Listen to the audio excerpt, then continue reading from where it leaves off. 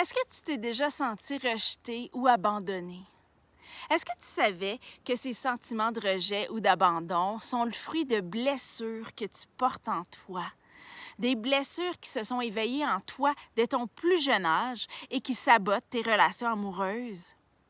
Est-ce que tu savais que pour diminuer la souffrance liée à ces blessures, tu portes un masque? Sur le parcours pour transformer ta vie amoureuse, c'est essentiel de prendre conscience des blessures que tu portes parce qu'elles ont un impact significatif sur tes relations et l'échec de tes relations. Dans cette série de 2 vidéos, je vais me concentrer sur les blessures de rejet et d'abandon, mais je veux que tu saches qu'il y en existe d'autres, soit la trahison, l'humiliation et l'injustice.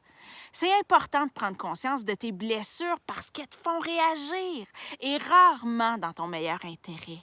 En fait, c'est plutôt l'inverse. Elles te font adopter des comportements qu'on appelle masques, qui sont totalement inadéquats et qui t'empêchent d'entretenir des relations saines avec les autres. Dans la première vidéo, je vais approfondir la blessure de rejet.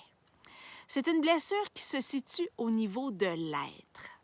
Le masque associé à cette blessure-là, c'est le fuyant.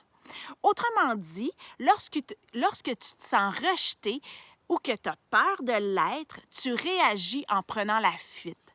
Tu te protèges en fuyant les situations où tu pourrais vivre du rejet. Je te présente maintenant les caractéristiques du masque du fuyant d'après les écrits de Lise Bourbeau, qui est l'auteur du livre « Les 5 blessures qui empêchent d'être soi-même ». J'ai eu la chance de m'entretenir avec Lise Bourbeau à plusieurs reprises. Elle a consacré sa carrière à l'étude de ces blessures-là. C'est la spécialiste des blessures de l'âme. La personne dont la blessure de rejet est activée, elle ne croit pas avoir le droit d'exister. Elle se demande ce qu'elle fait sur cette planète. Elle pense qu'elle est nulle, sans valeur, elle ne se sent pas à la hauteur.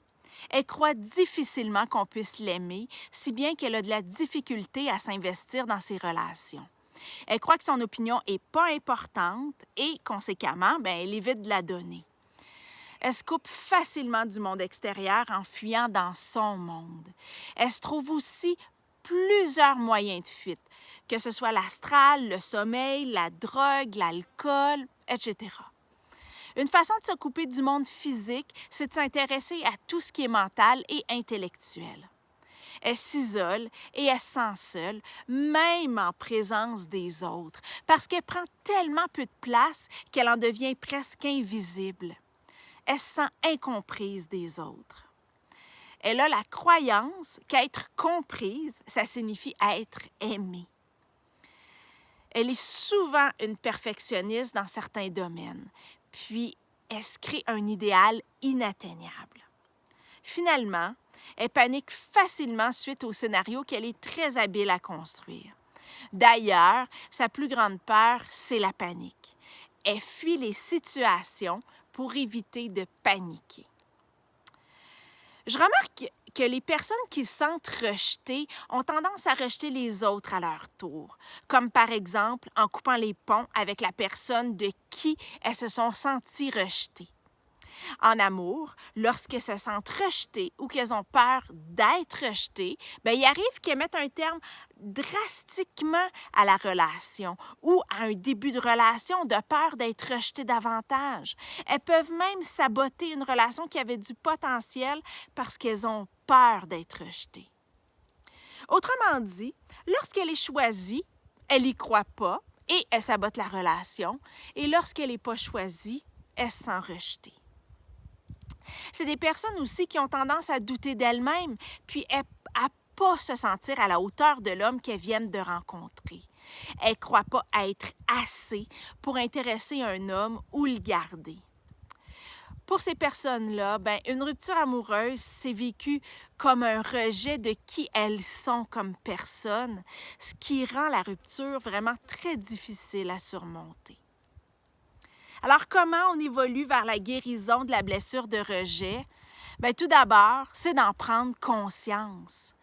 Lorsque tu es consciente que tu portes la blessure de rejet, ça te permet de réaliser que tu ne te permets pas d'être véritablement toi-même, puisque ta blessure t'amène à porter un masque. Pour la blessure de rejet, il faut travailler l'affirmation de soi, prendre sa place, se donner le droit d'exister. Il faut aussi changer son discours intérieur, cesser de se dénigrer et plutôt apprendre à se valoriser. Il faut aussi apprendre à composer avec le sentiment de panique. Donc, en apprenant à accepter ce sentiment-là, qui est des plus désagréables, mais ta peur va forcément diminuer. Et finalement, bien, tu dois apprendre à te pardonner, d'être tel que tu es, puis pardonner aux autres de ne pas te comprendre comme tu souhaiterais être comprise, puis de leur pardonner ce que tu interprètes, toi, comme des attitudes de rejet. Alors, qu'est-ce que tu dois faire si ta blessure de rejet est activée? Donc, si une situation te fait ressentir le rejet. Donc, plutôt que de réagir avec ton masque, ce qui t'amène à avoir des relations plus difficiles avec les autres, bien, c'est d'apprendre à réagir d'une façon plus saine parce que tu veux avoir des relations saines avec les autres. Donc, c'est important d'apprendre à identifier lorsque tu es en réaction à ta blessure. Donc, de faire le lien entre ton sentiment de rejet puis ta réaction à la situation puis le comportement que tu adoptes. Donc, au lieu de réagir automatiquement comme tu l'as toujours fait, donc tu prends un recul et là, tu te demandes avec beaucoup d'amour et de compassion, est-ce que cette réaction-là est dans mon meilleur intérêt? Et peut-être qu'il va être trop tard, peut-être que tu vas déjà avoir réagi, mais ce n'est pas grave. Habitue-toi à te poser cette question-là. Lorsque ta blessure de rejet est activée, au lieu de fuir, de bouder, d'être bête, de rejeter l'autre à son tour, tu prends le temps qu'il faut pour accueillir ton sentiment de rejet et le laisser passer à travers toi en respirant, puis en te demandant si tu souhaites vraiment t'infliger ça. Parce que c'est toi la grande perdante dans tout ça. Donc, j'imagine que la réponse va être non, tu ne veux pas t'infliger ça.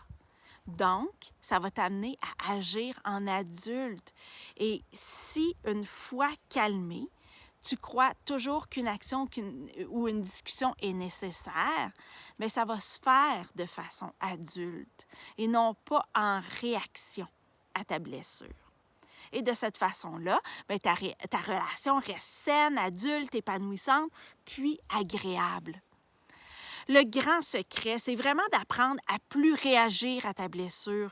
Plus tu vas être capable de t'observer, de réaliser que c'est ta blessure qui vient d'être activée puis que tu viens de mettre ton masque, plus tu vas arriver à prendre du recul et te libérer de ta blessure.